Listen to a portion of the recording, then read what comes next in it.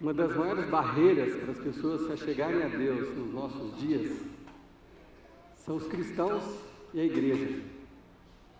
Vocês ouviram o que eu falei?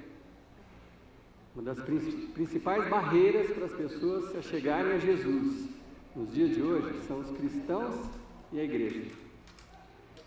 Isso é dolorido, porque nós fazemos parte de uma igreja. Nós nos afirmamos cristãos. Mas a igreja tem feito com algumas pessoas coisas traumáticas, terríveis. Como, por exemplo, um amigo meu chamado André, que é filho de pastor de uma igreja tradicional, e quando a namorada dele engravidou, ele foi disciplinado, expulso do convívio da igreja por um ano. Talvez esse tempo que Deus precise para perdoar um pecado, né? Então, ele foi excluído de todas as coisas da igreja por um ano, sem poder participar de nada por causa do pecado dele. Obviamente, no final desse um ano, ele falou, agora eu não quero mais saber de nada também. E durante muito tempo ficou longe da igreja. Ou o Pedro, um outro amigo meu, que não crê em Deus. Simplesmente ele não acredita em Deus. E aí, segundo ele, a igreja não tem relevância nenhuma. A igreja é irrelevante para esse meu amigo Pedro. Eu preciso fazer uma ressalva aqui, que essa semana minha filha me falou que estava no carro com a mãe de uma amiguinha, que falou assim, você é daquela igreja? O que quer dizer uma igreja relevante? E eu já vi alguns absurdos, assim, gente falando assim, relevante porque releva o pecado. Aí a minha sugestão é sempre falar assim, não, vai no dicionário, né? Se você não sabe uma coisa, procura saber. Relevante é o mesmo que importante. Então, é alguma coisa com relevo, alguma coisa que tem importância, que se destaca. O relevante é aquela coisa que não tem a menor importância. É assim que meu amigo Pedro vê as igrejas. Ou uma outra amiga minha, nossa, chamada Cíntia, que é de uma outra religião cristã, que ela acha os evangélicos uns malucos. A gente acha os evangélicos muito estranhos, claro.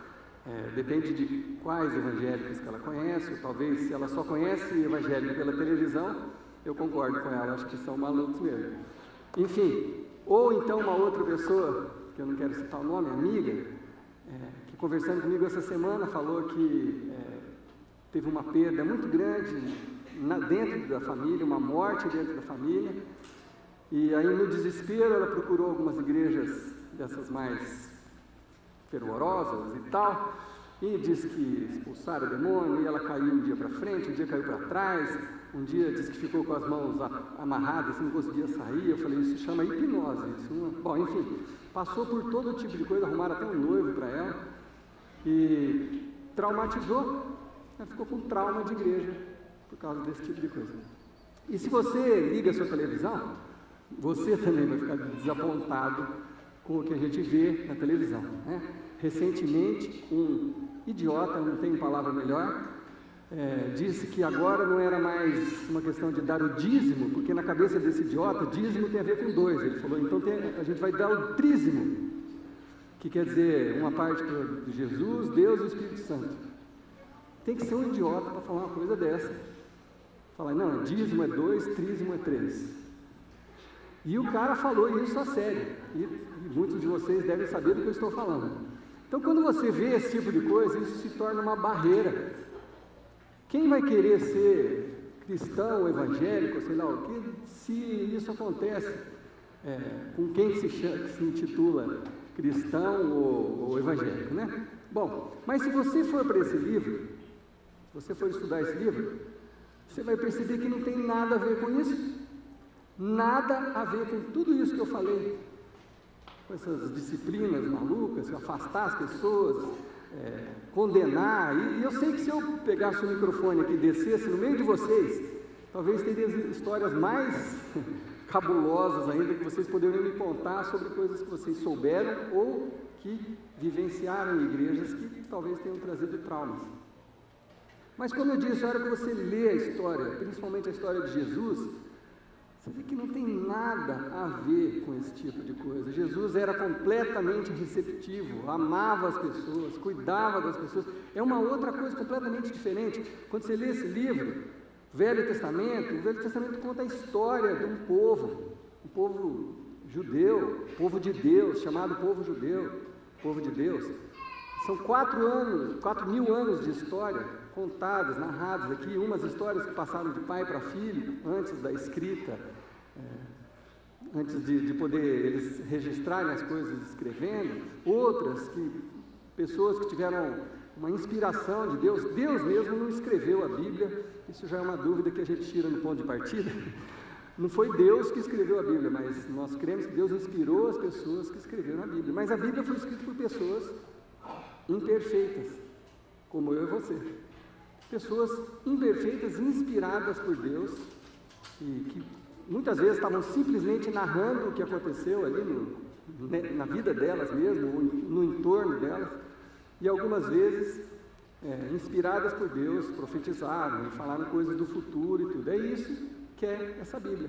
Mas em qualquer lugar que você abra essa Bíblia, não tem nada desse tipo de coisa que a gente estava conversando aqui, sobre essa rejeição, separação, trauma, não tem nada disso nesse livro. Jesus, especialmente, era uma pessoa simples, direta e muito clara.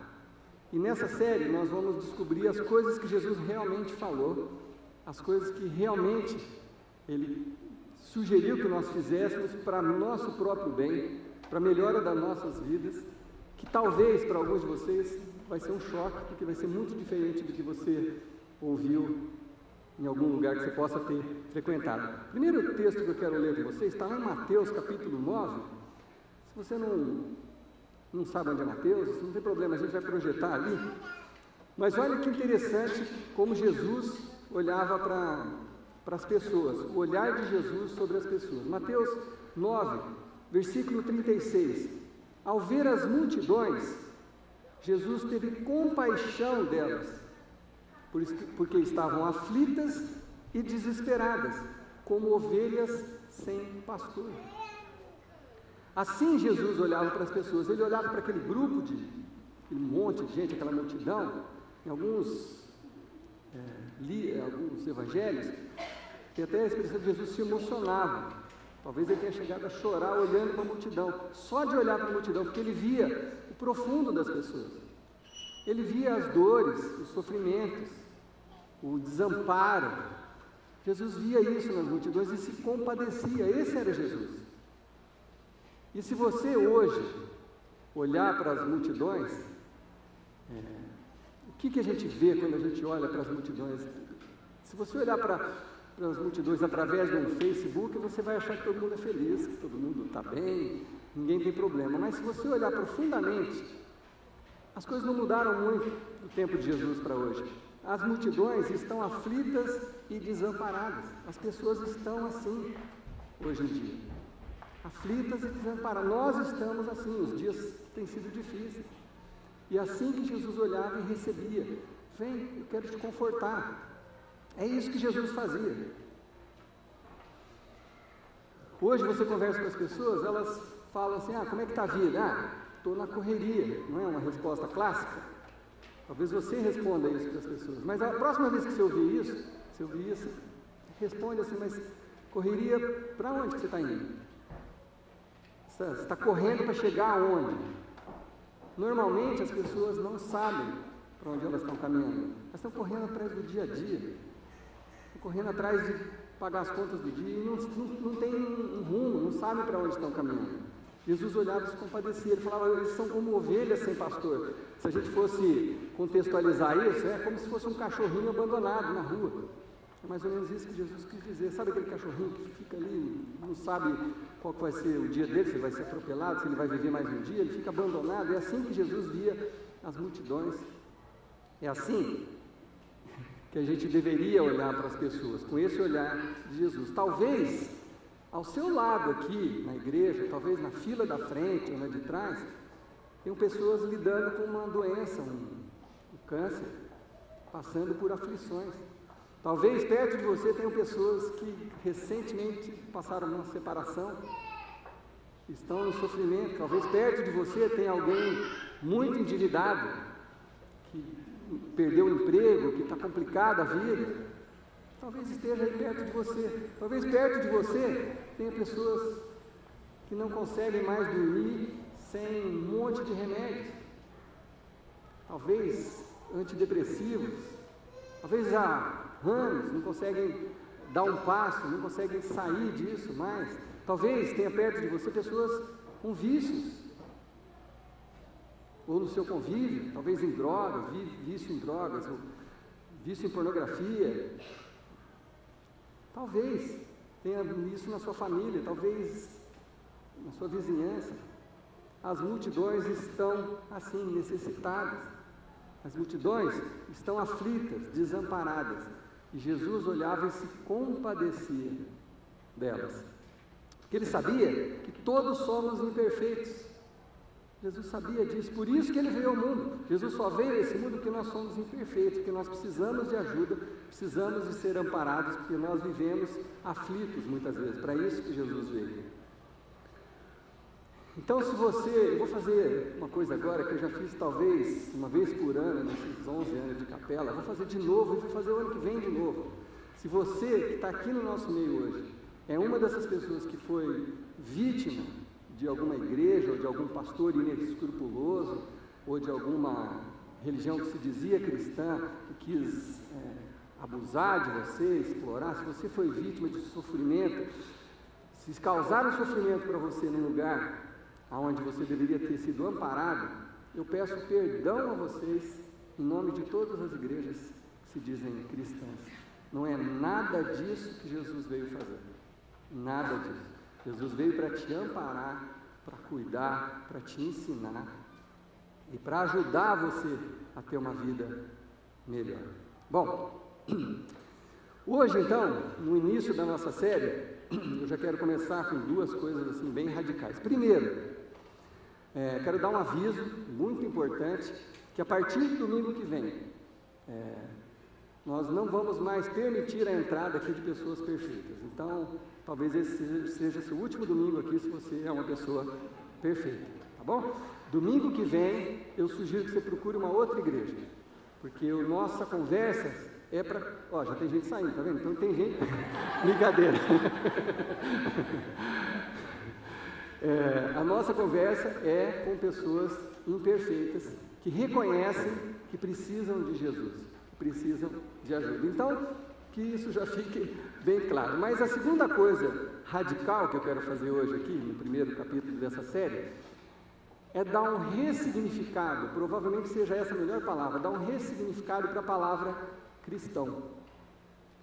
Eu não sei se você sabe, você viu no nosso vídeo ali, que foi gravado ontem na rua, até nos desculpe, o som não estava muito bom, mas assim, muita gente se diz cristão, né? Muita gente se diz cristão. Você sabia que na Bíblia, no Novo Testamento, né, depois de Cristo, você só encontra 3 vezes a palavra cristão? Sabia disso? Sabia que os próprios cristãos não se chamavam cristãos? Sabia disso? Isso é muito importante, porque muita gente se esconde por trás desse selo, né, desse nome cristão. Muitas coisas são feitas em nome de um cristianismo. Guerras são feitas, brigas entre denominações, escondendo atrás desse nome cristão. Não, eu sou cristão não praticante, sou cristão não sei. Muita gente se esconde atrás, mas na Bíblia mesmo, no Novo Testamento, os seguidores de Jesus não chamavam cristãos e nem se intitulavam cristãos. É uma outra coisa que nós vamos aprender hoje, quem sabe, pela primeira vez, ou talvez pela segunda, ou pela 10ª, mas quem sabe hoje isso faça sentido na sua vida. Olha só, a primeira citação que tem de cristão está lá em Atos, capítulo 11, no versículo 25, diz o seguinte, eu vou explicar o que eu vou ler aqui para vocês. Então Barnabé foi a Tarso procurar Saulo. Esse Saulo, ele chamava Saulo, depois o nome dele foi mudado para Paulo, e ele era um perseguidor dos seguidores de Jesus, depois ele teve um encontro com Jesus e mudou de vida. Então eles foram procurar Saulo, e quando o encontrou, levou-o para Antioquia. Antioquia, Hoje seria na região da Turquia, ali, só para você se localizar. Assim, durante um ano inteiro, Barnabé e Saulo se reuniram com a igreja e ensinaram a muitos. Tá? Estou dando um contexto para onde eu quero chegar. Então, eles estavam lá durante um ano e se reuniam com as pessoas. Em Antioquia, os discípulos foram pela primeira vez chamados cristãos.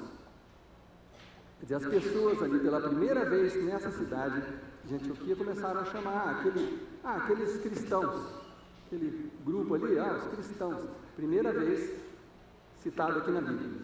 Mas eu quero dar um dado também histórico aqui para vocês. Tem um historiador chamado Cornélios Tácitos, um dos mais conhecidos da antiguidade, né? E isso que eu vou ler não está na Bíblia, é um historiador mesmo do primeiro século. Isso aqui que ele escreveu foi no ano de 116 depois de Cristo, contando a história. Ele narrava muita história dos imperadores, principalmente da vida de Nero, né? E Nero, não sei se você sabe, mas o cara era brilhante, entre aspas, né? Ele queria reformar a cidade, ele falou, então, uma boa forma de reformar a cidade é a gente põe fogo na cidade e aí começa de novo, reforma. Ele achou que seria uma grande ideia, incendiou Roma, né? Mas aí, para se livrar, ele culpou os cristãos, falou que eram os cristãos que tinham incendiado Roma. Então, esse Cornélios Tácitos, ele conta essa história, olha que interessante, e vocês vão ver que vamos chegar no mesmo ponto que eu estou querendo falar com vocês. Cornélios Tácitos diz o seguinte: para se livrar dos rumores, né, que estavam rolando depois do incêndio, Nero criou bodes expiatórios e realizou as mais refinadas torturas em uma classe odiada por suas abominações. Depois a gente vai entender, outra hora vamos entender um pouco melhor que isso. Que classe que é essa? Os cristãos, como eles eram popularmente chamados. Está vendo? O historiador falando, tinha um grupo lá que o Nero torturou e jogou a culpa sobre eles. Esse grupo eram conhecidos popularmente como cristãos. Aí ele explica, Cristo, de onde o nome teve origem, esse é um historiador falando, sofreu a penalidade máxima, que na época era a crucificação, né? Durante o reinado de Tibérios, pelas mãos de um dos nossos procuradores, Pôncio Pilatos. Sabia disso? É história isso aqui, isso não está na Bíblia, é um historiador dando suporte para tudo que a gente já conhece da Bíblia aqui. Portanto, não existe uma descrição na Bíblia sobre como são os cristãos, como agem os cristãos. Não existe com esse termo cristão. Se você procurar, você não vai achar. Por isso, é fácil uma pessoa falar, eu sou cristão, e por trás desse nome ela pode fazer um monte de loucuras, imbecilidades, ou trapaças, tanta coisa se escondendo por trás desse nome, porque não tem na Bíblia uma definição, assim são os cristãos, assim agem os cristãos, porque isso eles não falavam entre si. O termo que eles usavam na Bíblia, para os seguidores de Jesus, como eles se auto-intitulavam e chamavam uns aos outros, o termo era discípulo. Discípulo. Então eles não se chamavam cristãos, se chamavam discípulo. E discípulo é muito diferente de cristão. Se você for no seu dicionário, você vai ler o seguinte: discípulo é quem estuda, é o aluno. Discípulo é o aprendiz, o aluno receptivo a ensinamentos.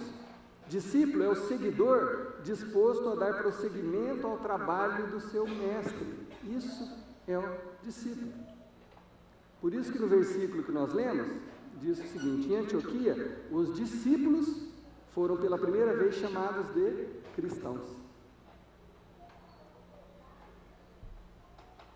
Então, eu quero deixar bem clara essa diferença, talvez ressignificar essa palavra para nós. Eu não estou sugerindo que a partir de amanhã a gente fala assim, eu não sou mais cristão, agora eu sou discípulo. Não é isso que eu estou sugerindo.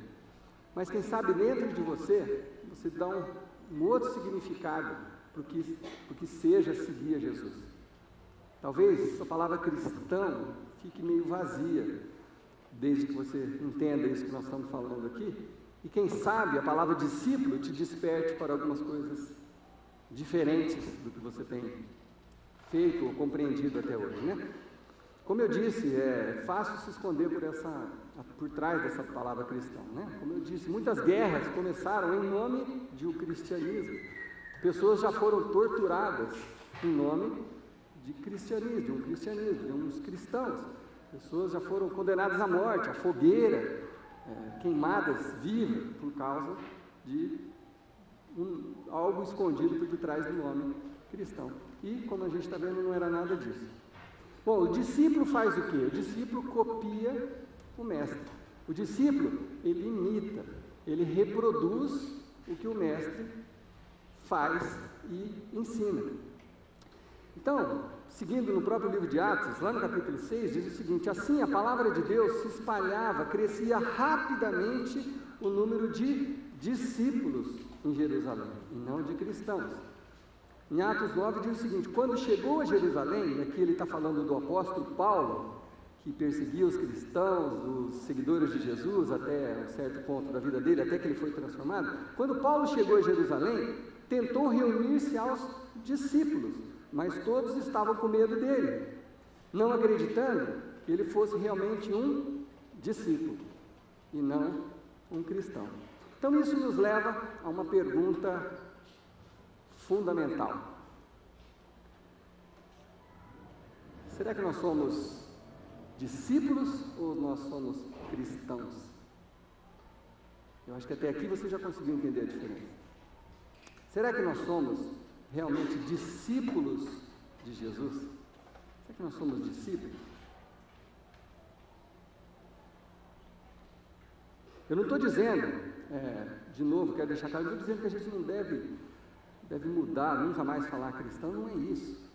Mas, diante dessas revelações, será que eu estou sendo discípulo de Jesus? Será que eu sou um seguidor? Será que eu vejo as coisas como Jesus vê? Porque é assim que é o discípulo. O discípulo olha para as multidões como seu mestre olha, e não como ele mesmo gostaria de olhar. Talvez se eu e você formos olhar para as multidões, eu às vezes estou dirigindo e às vezes eu fico irritado, a pessoa entra sem dar seta e não sei o quê, minha tendência é olhar para as multidões e odiar muita gente. Ou olho para os corruptos e quero odiar os corruptos, olho para os ladrões e quero odiar os ladrões. Talvez esse seja minha tendência natural, a olhar para as pessoas e vê-las desse jeito. Ou aquelas que são muito diferentes de mim, que se vestem completamente diferente de mim, ou aquelas que são promíscuas, ou seja o que for, minha tendência é olhar e rejeitá-las, porque não são muito diferentes de mim. São muito diferentes de mim. Não tem os valores, minha tendência, e talvez seja da maioria de nós, é rejeitar. Mas se eu sou um discípulo de Jesus, o meu olhar para com essas pessoas precisa ser diferente. Eu preciso ver através dos olhos de Jesus, como Jesus olharia para as multidões, para as pessoas aflitas, desamparadas, como que Jesus olharia? Será que ele viraria as costas, como às vezes nós fazemos? É isso que faz um discípulo. Então eu quero finalizar esse primeiro nosso encontro dessa série, porque muita coisa a gente vai ver ainda sobre Jesus, mas eu quero finalizar dizendo o seguinte, lendo um texto que está lá em João 13, que é quando Jesus resume de uma forma brilhante o que ele esperaria de nós, discípulos dele. Claro que ele estava falando com os seus discípulos da época, seus seguidores da época, mas o que ele ensina aqui é diretamente importante para as nossas vidas hoje, porque nós nos dizemos ou pretendemos ser seguidores, discípulos de Jesus. Então, se nós temos esse desejo, nós precisamos prestar atenção no que Jesus disse. E esse momento, não sou eu que estou falando que ele é importante, era um momento crucial da vida de Jesus. Jesus estava se despedindo dos seus discípulos. O conceito de discípulo na Bíblia, só abrindo um parênteses, não é só os 12 que andavam com Jesus, não. Eram os seguidores todos de Jesus, eram chamados de discípulos.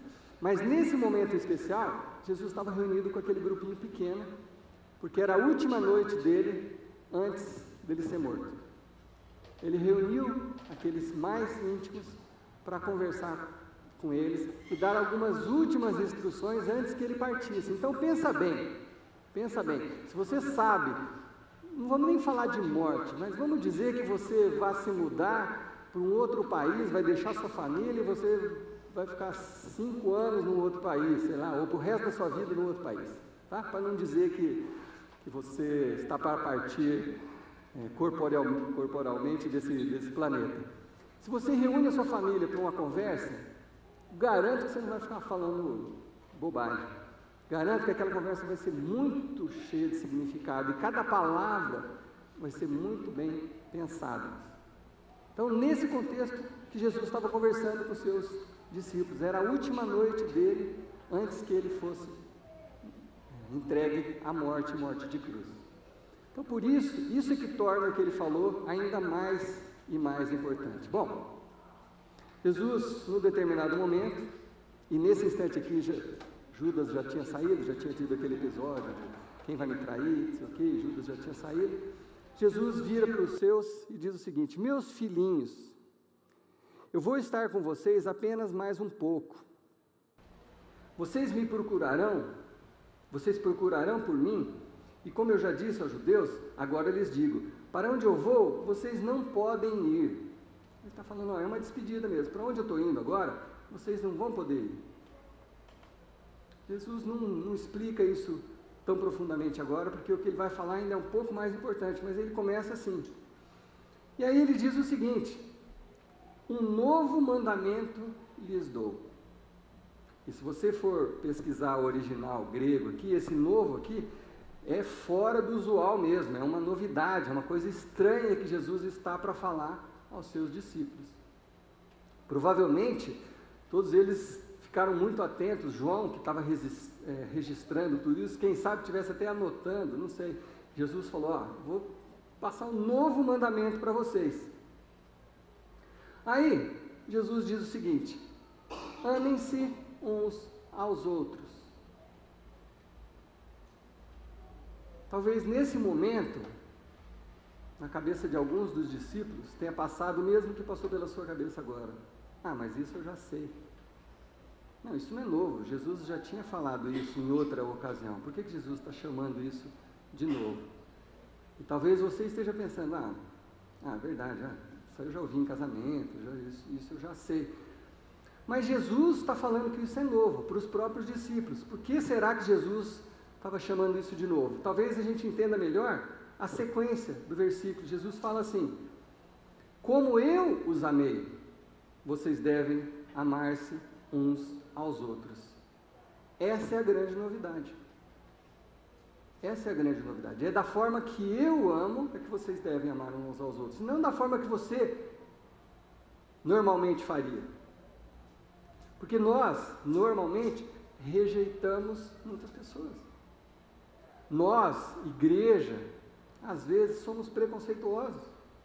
Às vezes nós impedimos a pessoa de entrar aqui por puro preconceito, porque não se veste como a gente, porque não se comporta como a gente. Muitas igrejas constrangem as pessoas já na entrada. E Jesus disse o contrário disso. Ele está falando, eu quero que vocês amem as pessoas como eu os amei. Que vocês vissem as pessoas como eu vejo, como Jesus vê. E provavelmente, isso que eu vou falar agora é um exercício de imaginação, mas Jesus poderia ter falado ali naquela rodinha, falar, Mateus, porque Mateus estava sentado ali com ele. Mateus, você lembra o dia que eu te conheci? Lembro, sim. Você lembra? Você era um cobrador de impostos. Muito pior do que um fiscal da Receita ou sei lá o quê. Era um cara que extorquia as pessoas. Ele cobrava o que ele queria, ele tinha que dar uma porcentagem alta para o governo romano, mas ele também enriquecia com isso. Então ele cobrava do jeito que ele queria e cada vez aumentava mais os impostos. Ele era um cara odiado por todos. Talvez nessa hora, no exercício de imaginação, Jesus pode ter perguntado, Pedro, você lembra a cara que você fez na hora que eu fui conversar com Mateus? Porque sabe daquelas pessoas odiadas? Talvez Pedro tenha feito, não, Jesus, não, esse não. Mateus, você lembra o que aconteceu naquele dia? Mateus poderia ter dito, lembro, Senhor. Naquele dia o Senhor passou por mim e falou, siga-me, sem perguntar sobre o meu passado, sobre a minha vida, sobre nada. O Senhor só falou assim, siga-me. E naquele mesmo dia nós fomos lá na minha casa jantar. E naquele mesmo dia, eu levei um monte de amigo meu igual a mim, que trabalhava na mesma coisa, odiado por todo mundo. E no mesmo dia, um monte de religiosos viram que a gente estava lá jantando junto, que o Senhor estava lá no meio daquele monte de pecadores e começaram a criticar. Falaram, olha só, aquele Jesus que está falando que é o rei dos judeus é um beberrão que vive no meio dos pecadores. E mesmo assim, Jesus estava ali recebendo Mateus. Independente de como ele estava, óbvio que eu preciso abrir um parênteses, lógico que o desejo de Jesus é que a gente chegue como a gente está, e o desejo dele é que a gente cresça, se desenvolva. Mas Jesus, como disse a música da abertura, faz o convite, venha como você está, come as you are, venha como você está. Esse é o convite de Jesus, foi isso que ele fez com Mateus. Talvez Jesus podia ter perguntado para um outro, Filipe, que estava ali também, falou, Filipe, você lembra aquela vez que você foi chamar o Natanael, que é um outro, falou, você lembra que você foi convidar ele para me conhecer? O que ele falou para você? Filipe vai falar assim, nossa, ele foi ofensivo, hein? Ele falou assim, será que de Nazaré pode vir alguma porcaria naquela cidadezinha, aquele coisinho, pode vir alguma coisa? Que história é essa desse homem ser o Messias? Jesus, o Natanael ofendeu o Senhor e a família inteira. E você lembra como que eu recebi, Filipe? Lembra? Quando Natanael chegou, o Senhor elogiou ele e falou para ele, siga-me. Do jeitinho que ele estava, em tantas outras histórias. Lembra aquela mulher adúltera, que o pessoal queria jogar pedra nela? Foi flagrada em adultério. Ou aquela outra que eu estava conversando lá no poço, e que tinha 5 maridos, uma pessoa rejeitada por todo mundo. Você lembra que eu fui lá conversar com ela? Lembra, Jesus? E para todos, Jesus falava, siga-me, vem comigo, no caminho eu te explico. Esse é o convite de Jesus. Mas aí, vem uma coisa mais constrangedora ainda para nós, que Jesus fala na sequência desses versículos. Jesus fala assim, se vocês fizerem isso, amarem uns aos outros, com isso, todos saberão que vocês são meus, o quê? Discípulos. Como que você sabe que alguém é discípulo de Jesus? Tá? Agora um diferencial muito grande entre cristão e discípulo. Como que você sabe quem é um discípulo de Jesus? Tá? A resposta aqui na sequência do versículo. Se vocês se amarem uns aos outros. Com isso, todos saberão que vocês são meus discípulos, se vocês amarem uns aos outros. Enquanto algumas religiões pedem sacrifícios, isso e aquilo, Jesus falou, a coisa mais importante, você ame uns aos outros. É isso que vai te definir, é a base para você poder dizer, olha, eu sou o discípulo de Jesus. Mas aí olha que coisa louca que acontece. O próximo versículo, em seguida, próximo versículo, olha que coisa maluca. Pedro, levanta a mão. Jesus, posso fazer uma pergunta? Para onde vais? É a sequência disso, espera aí.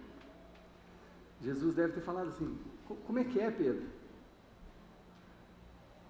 Você está voltando lá atrás, que eu falei que eu vou partir, não sei o quê. Eu acabei de falar um negócio, coisa mais importante de tudo, você está voltando lá atrás, está perguntando para onde eu vou. Não é assim que às vezes a gente faz? A gente olha para esses, amar uns aos outros, amar como Jesus amou, a gente já quer passar para o próximo passo, a gente já quer uma coisa mais complicada. Pedro queria uma coisa mais complicada. Ele falou para Jesus assim, para onde o senhor vai? Porque onde o senhor for, com esse negócio, vão te levar? Não vão não, eu vou te proteger, Jesus. Deixa comigo. Eu tenho a minha espada, eu vou com o Senhor, eu vou te proteger. É isso que Pedro queria dizer. Por isso que ele queria saber para onde Jesus ia. Ele falou, deixa comigo que eu te protejo. Jesus falou, Pedro, se liga, meu irmão. Se liga. No meio dessa madrugada, uma garotinha desse tamanhozinho vai chegar para você e falar, você não é amigo dele? Você vai falar que não. Para, cara. E nessa madrugada, mais 2 vezes, durante 3 vezes, você vai negar que você é meu amigo, cara. Então para com essa conversinha de crente, de cristão. Para com isso. O que eu quero te ensinar É isso. Amem uns aos outros. Esse é o fundamental. Esse é o fundamental. Imperfeitos do jeito que somos, mas é isso que Jesus queria que a gente fizesse. Você quer ser conhecido como discípulo de Jesus? Amem as pessoas como Jesus as amava. Veja as pessoas com os olhos de Jesus, através dos olhos de Jesus. Esse é o primeiro e fundamental dos mandamentos. E aí, a pergunta que não quer calar. Será que você é um discípulo de Jesus ou você é um cristão? E talvez, para alguns que estejam aqui no nosso meio, talvez seja essa a oportunidade de você falar assim, puxa, então é assim? Isso é diferente do que eu entendi até agora. Eu achei que ser um seguidor de Jesus era não faz isso, não faz aquilo, não pode isso, não pode aquilo, isso. É a hora que você ficar bem bonitinho, bem limpinho, bem cheirosinho, aí você pode conviver no meio do povo perfeito. Porque é isso que às vezes a gente passa para as pessoas. Mas não é essa a mensagem de Jesus. Então pode ser que para alguns de vocês, hoje seja o momento de você escutar esse convite de Jesus. Siga-me. Siga-me. Vem comigo. Vem comigo. No caminho eu te explico. Mas vem comigo. Siga-me. Então, seja qual for a sua situação hoje, se é de alguém que está nesse momento de dizer, Senhor, eu vou te seguir, talvez pela primeira vez. Ou, se você está olhando para dentro de si, está se reconhecendo um cristão e não um discípulo, o convite é para ambos, para que a gente reflita sobre o que Jesus veio fazer aqui e como que Ele espera que a gente haja como seguidor dele. Então, na sequência de tudo isso que a gente leu, teve um momento que Jesus pegou um pão, talvez não fosse semelhante a esse, talvez fosse o pão inteiro, e Jesus explicou para aquelas pessoas, falou, esse aqui é o meu corpo, que eu estou entregando por vocês. O sofrimento que eu vou passar, daqui a algumas horas, as torturas, as ofensas, a própria crucificação e a morte, esse sofrimento, vocês deveriam passar, porque vocês que são pecadores, eu nunca pequei. Jesus não usou essas palavras, mas é isso que estava implícito no que ele falava. Esse sofrimento era nosso, era meu, tá? Vou poupar vocês, era meu. Eu sou um pecador, que já fui um pecador contumaz no passado, já desobedeci muito o que eu conhecia sobre Deus. Então aquele sofrimento que Jesus passou era para eu ter passado. E para você ter passado. Mas Jesus está falando, esse é o meu corpo, que eu estou entregando por vocês, e por toda a humanidade. E ele sugere que se coma um pedaço daquele pão para lembrar. Faça isso em memória de mim, para você lembrar o que aconteceu. Depois Jesus pega o vinho, fala, isso aqui, simbolicamente, é o meu sangue. Eu estou derramando daqui a algumas horas por todos vocês.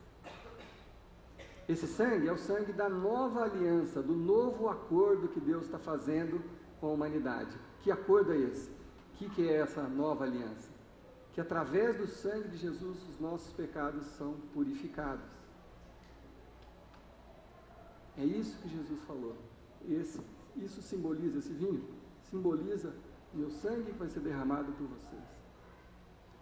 Bebei desse vinho todas as vezes em memória de mim.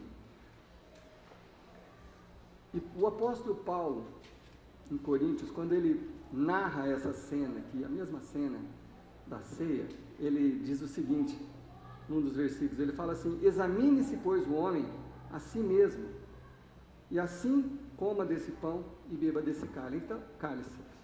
Então, o meu convite para todos vocês hoje aqui, nós temos aqui 2 mesas com pães e com cálices com vinho. Meu convite para todos vocês é que, ao tocar de uma música daqui a pouco, que a gente vai fazer aqui, você venha aqui à frente, pegue um cálice, um pedaço de pão e volte para a sua cadeira. E naquele momento, antes de tomar, antes de comer, que você examine-se a si mesmo. Olha para dentro de si e fala assim: será que hoje é o dia de eu falar, Senhor, eu aceito, vou te seguir? Se for esse o caso, faça uma oração bem simples assim: Jesus, eu não conheço direito, eu não entendo muito bem, eu só estou dando o passo, eu creio que o Senhor é o Filho de Deus e eu quero te seguir. Faça essa oração dentro da sua mente, de todo o seu coração, com sinceridade. Mas pode ser que você seja um cristão que não está sendo um discípulo. Então examine-se a si mesmo também, da mesma forma. E faça uma outra oração. Fale: Jesus, eu quero ser um discípulo. Não quero ser apenas um cristão, porque todo mundo é cristão, todo mundo fala que é cristão e faz barbaridades. Eu quero ser um discípulo. Então, que todos nós, nesse momento, examinemos os nossos corações e, diante disso, e após isso, nós vamos tomar o cálice, o vinho e comer o pão em memória de Jesus. Amém?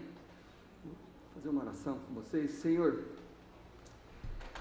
abençoa esses elementos da ceia, mas principalmente também, Deus, fala ao meu coração, aos nossos corações. Quem sabe hoje, Jesus,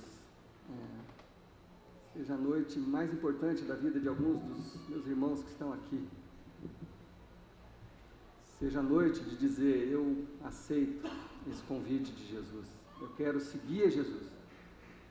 Deus, sobre esses corações derrama do teu amor, manifesta, Senhor Deus, o teu Espírito nesses corações, Senhor Deus. Traz uma nova vida, uma nova perspectiva de vida para essas pessoas nessa noite, Deus, pelo teu poder, não pelas minhas palavras ou qualquer coisa que tenha saído da minha boca, mas pelo teu poder. Toque esses corações no momento dessa oração, Deus. Mas para aqueles de nós, Pai, que temos sido religiosos, cristãos, que só frequentamos igreja, que não temos sido discípulos do Senhor, que hoje seja o dia também da gente fazer essa transformação de pensamento e de coração.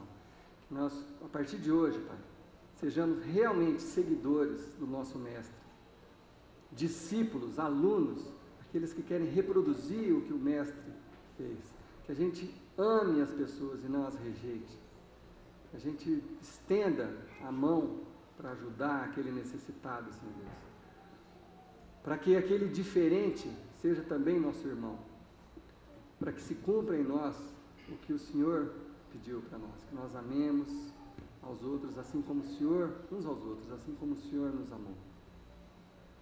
Faz esse milagre nas nossas vidas nessa noite, eu te peço isso em nome de Jesus. Amém. Vocês podem vir se servir.